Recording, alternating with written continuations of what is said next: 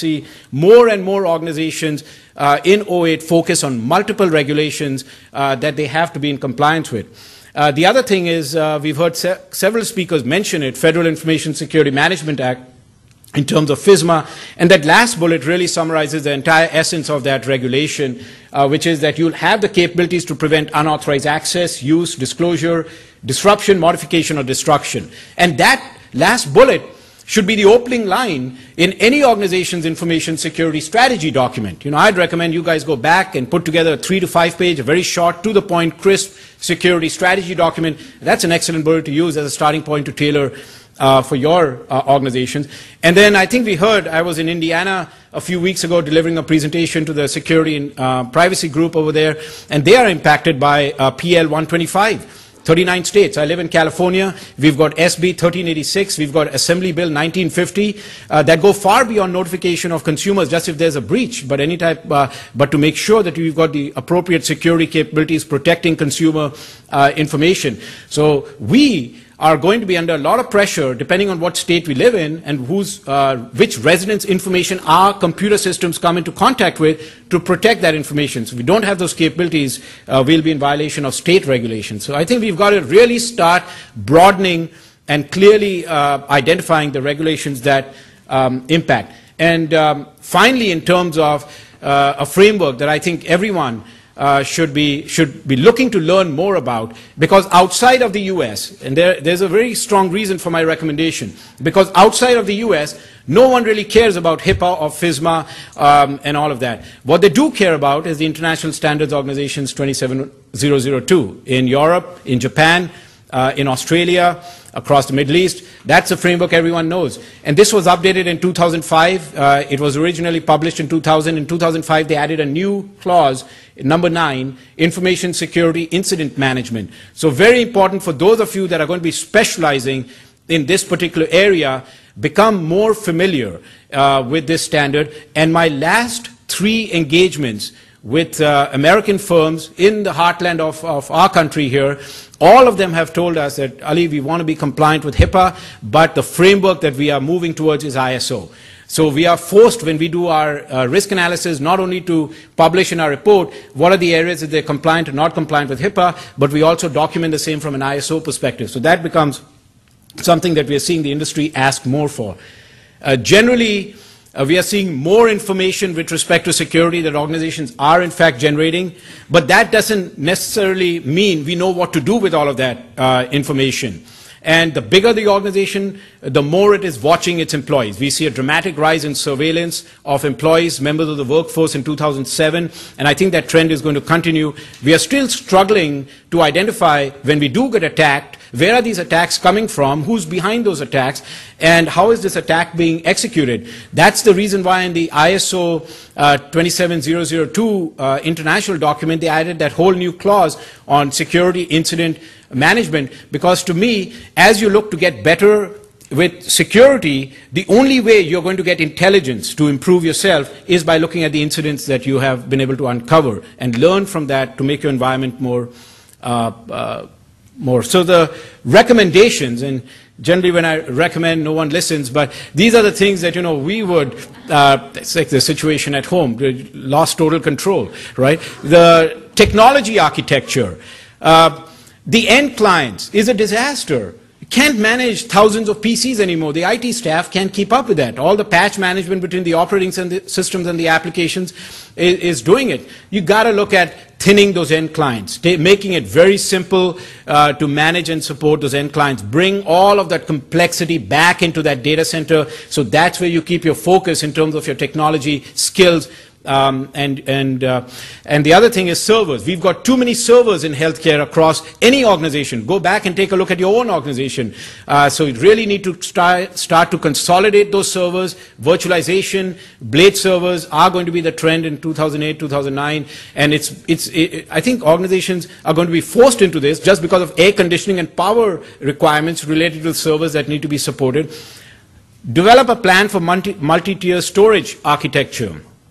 real-time. You need to have some real-time capabilities. You cannot afford to lose patient information. A lot of organizations are backing up data once a day, and so what happens if disaster strikes 5 minutes before your data backup process starts? So your recovery point objective right there is 24 hours, and are the executives aware that you could lose 24 hours of data where you could never ever recover that information? So that's a problem. All organizations are going to be forced into having some type of real-time capability. And then in new acquisitions, negotiate very hard with vendors. Make compliance a key part of your vendor negotiation, security requirements that are consistent with your policies. It's very easy when you've got your policies articulated and all developed for you to include those as a part, the relevant ones with respect to documents. The types of security remediation activities that we are seeing being executed across the country in healthcare, organizations are taking a closer look at their firewall defenses. One of the reasons they are doing that is because more and more organizations are deploying voice over IP capabilities, like I mentioned, wireless, and they want to make sure that these firewall systems are intelligent enough to process all of that information. Your crown jewels is your data center. And so you've got to make sure that that data center is well protected. You know, a lot of times when I'm part of an audit team to look at healthcare organizations, the first place that I like to go to before I even get into the meetings with these people is to say, just give me a walkthrough of your data center. Just looking at the way that data center is run, is it clean, is it organized, the cables, are they all clearly marked, tells you a lot about the culture of what's driving technology and security inside that organization. Device and media control solutions is very important. USB drives is a big problem inside a lot of organizations. Identity management. More and more organizations are going to be funding projects for single sign-on, context management, simply because, and I just finished reading an excellent book titled Better by Atul Gawande, and he's a top neurosurgeon. And his question, his thing when I was reading his book is, when they go from one patient to another patient, they've got to wash their hands. And to wash your hands properly, it takes 15 to 30 seconds. Now the question is a physician going to be spending their time washing hands, or are they going to be spending their time trying to log into all of these applications, which also takes time, depending on what your auto log off is and all of that. So single sign-on, context management, huge interest in the industry in that particular area. Anti-spam, antivirus capabilities, deployment of that. Encryption is no longer a Department of Defense luxury that private sector just looks at. It is a requirement, at least being driven to us, forget HIPAA, by the state regulations. You got to encrypt sensitive information or you're in violation of state regulations. So encryption, both at the server level, as including desktops, laptops and all of that, but also in transmission is becoming very important, especially wireless. And then auditing capability to centralize that. The word that comes to mind with respect to security as you look at in 2008 is integrated. You're going to have multiple vendors. You're going to have technologies in terms of your communication fabric, probably deployed from Cisco or some other vendor. Operating system environment is going to be Microsoft or Unix based. You're going to have multiple vendors as a part of your solution. Got to make sure that they all kind of work together. And you've got to have your information security strategy document should clearly identify what's going to be your strategy in each of those areas. And there'll be additional areas for you to look at. What's my encryption strategy? What about authentication, access control, intrusion detection? You got to have that intrusion prevention if you're going to get any intelligence about security incidents that may occur, firewall systems, and of course the physical security for your data center.